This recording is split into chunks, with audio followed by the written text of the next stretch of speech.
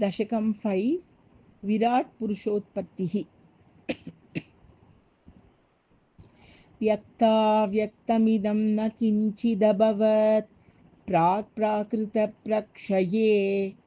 मायायां गुणसाम्यरुद्धविकृतौ त्वय्यागतायां लयम् लो मृत्युश्च तदामृतं च समभूत् नान्धो न रात्रे स्थितिः तत्रैकस्त्वमशिष्यता किल परानन्दप्रकाशात्मना कालकर्मगुणाश्च जीवनिवहा विश्वं च कार्यं विभो चिल्लीलारतिमेयुषि त्वयि तदा निर्लीनता माययुः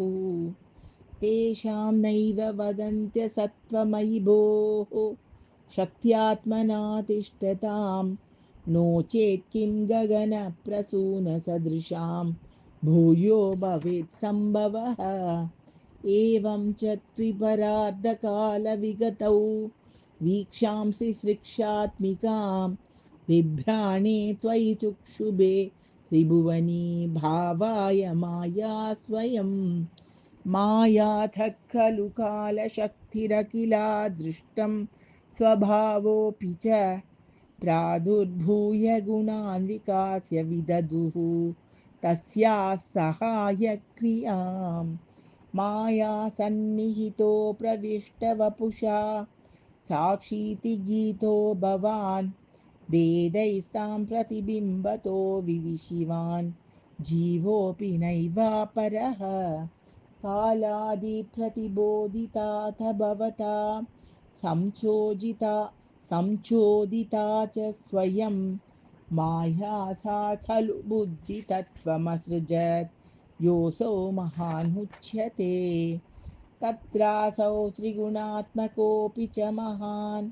सत्त्वप्रधानः स्वयं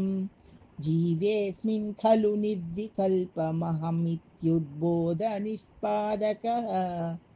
चक्रेऽस्मिन् सविकल्पबोधकमहन् तत्त्वं महान् कल्वसौ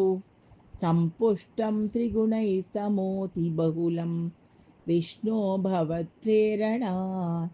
सोऽहं च त्रिगुणक्रमात् त्रिविधताम् आसाद्य वैकारिको भूयस्तैजसतामसौ इति भवन् आद्येन सत्त्वात्मना देवानिन्द्रियमानिनो कृतदिशा वार्तार्क पाश्यश्विनो वह्नीन्द्राच्युत मित्रकान् विधुविधि श्रीरुद्रशारीरकान्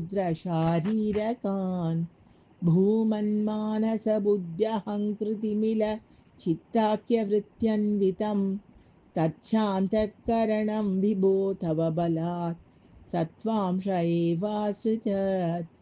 जातस्तैजसतो दशेन्द्रियगणः तत्तामसांशात् पुनः तन्मात्रं नभसो मरुत्पुरपते शब्दो जनित्वद्बलात् शब्दाद्योमततः ससर्जितविभो स्पर्शं ततो मारुतं तस्माद्रूपमतो महोतचरसं तोयं च गन्धं मयि एवं माधव पूर्वपूर्वकलनात् आद्यादधर्मान्वितं भूतग्राममिमं त्वमेव भगवन् प्राकाशयस्तामसात् एते भूतगणास्ततेन्द्रियगणा देवाश्च जाता पृथक् नोषे कुर्भुवनाण्डनिर्मितिविधौ देवैरमीभिस्तदा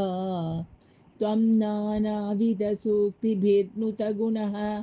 तत्त्वान्यमून्या विशन् चेष्टाशक्तिमुदीर्य तानि घटयन् हैरण्यमण्डं व्यदाः अण्डं तत्खलु पूर्वसृष्टसलिले तिष्ठत्सहस्रं समाः निर्बिन्ध न कृताश्चतुर्दश जगद्रूपं विराडाह्वयम् साहस्रैः करपादमूर्धनिवहैः निःशेषजीवात्मको निर्भातोऽसि मरुत्पुराधिपसमां त्रायस्व सर्वा मया श्रीकृष्ण शरणं मम गोपिका जीवनस्मरणं गोविन्द गोविन्द